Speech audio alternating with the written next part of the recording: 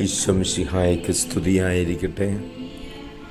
ക്രിസ്തുവിൽ എനിക്ക് അത്രയും സ്നേഹം നിറഞ്ഞ സഹോദരങ്ങളെ, ഇന്ന് നമ്മുടെ തിരുവചന ഭാഗധ്യാനം യോഹന്നാൻ എഴുതിയ സുവിശേഷം 6-ാം അധ്യായം 22 മുതൽ 29 വരെയുള്ള തിരുവചനങ്ങൾ. യേശു അപ്പം വർദ്ധിപ്പിച്ച് നൽകിയപ്പോൾ അത് ഭക്ഷിച്ച് തൃപ്തരായവർക്ക് ആ അപ്പം തിന്നാനുള്ള കൊതിയാണ് എപ്പോഴും ഉണ്ടാവുക.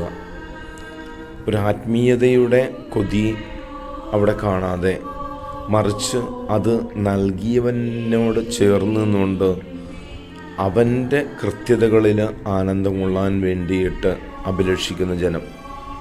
അതാണ് ഇതിൻ്റെ സുവിശേഷം.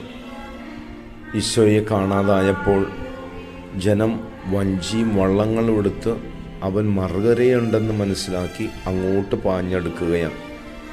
എന്നിട്ടവർ ചോദിക്കുന്നു, റബ്ബി, അങ്ങ് എപ്പോൾ ഇവിടെ എത്തി?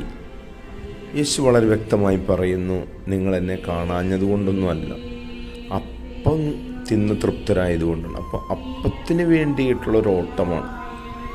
നമ്മുടെയും ജീവിതാധ്വാനങ്ങൾ പലപ്പോഴും അപ്പത്തിന് വേണ്ടിയിട്ടുള്ള ഓട്ടം. തീർച്ചയായും കുടുംബത്തിലുള്ളവർക്കും അത് ശരിയായ വിധത്തിലുള്ള ശാരീരിക ഭക്ഷണങ്ങൾ കൊടുക്കാനായിട്ട് ഉത്തരവാദിത്തപ്പെട്ടവർ തന്നെയാണ് അധ്വാനിക്കുന്നത്. എന്നാൽ ആ അധ്വാനത്തിൻ്റെ വക മാറ്റിവെച്ചുകൊണ്ട് മദ്യപാനത്തിനും മറ്റ് ആർഭാടങ്ങൾക്കും ആസക്തികളിലേക്കും ശരീരത്തിൻ്റെ ആസക്തികളുടെ വർധന അല്ലെങ്കിൽ അഥവാ മയപ്പെടുത്തുന്നതിന് പകരം അവ കൂടുതൽ ആസക്തികളിലേക്ക് വലിച്ചിഴയ്ക്കുന്നതിന് ഈ ഓഹരികൾ മാറ്റുന്നില്ലേ? അപ്പോൾ അതുകൊണ്ട് ഈശോ നമ്മളോട് സംസാരിക്കുകയാണ്, കിട്ടുന്ന വക എന്തായാലും അത് ശാരീരിക തൃപ്തിക്ക് വേണ്ടിയിട്ടല്ല, മറ്റുള്ളവരുടെ ഉന്നമനത്തിന് വേണ്ടിയിട്ടാണ് നമ്മൾ മാറ്റിവെക്കുന്നത്. കേരളത്തിൽ എവിടെയും സഞ്ചരിക്കുമ്പോൾ ഒത്തിരി ധനത്തിൻ്റെ വിനിയോഗം കാണാൻ സാധിക്കുന്നുണ്ട്. ഒരു പുതിയ പ്രോഡക്റ്റ് അല്ലെങ്കിൽ പുതിയൊരു സംഭവം വന്നു എന്ന് കാണുമ്പോൾ ജനം അങ്ങോട്ട് ഓടിയെത്തി അത് കരസ്ഥമാക്കാൻ, കൈമുതലാക്കാൻ. കഴിഞ്ഞ ദിവസവും കൂടെ ഞാൻ കണ്ടതാണ്.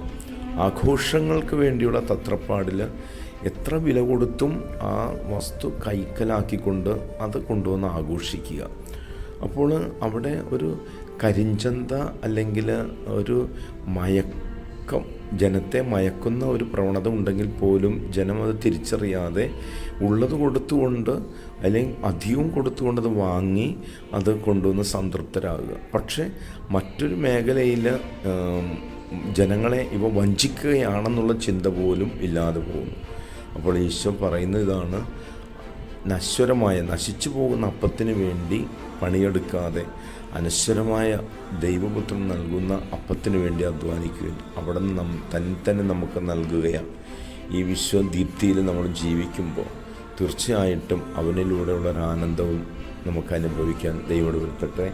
ഈ ദിവസത്തിൻ്റെ എല്ലാ അനുഗ്രഹങ്ങളും പ്രാർത്ഥനകളും ആശംസിക്കുന്നു.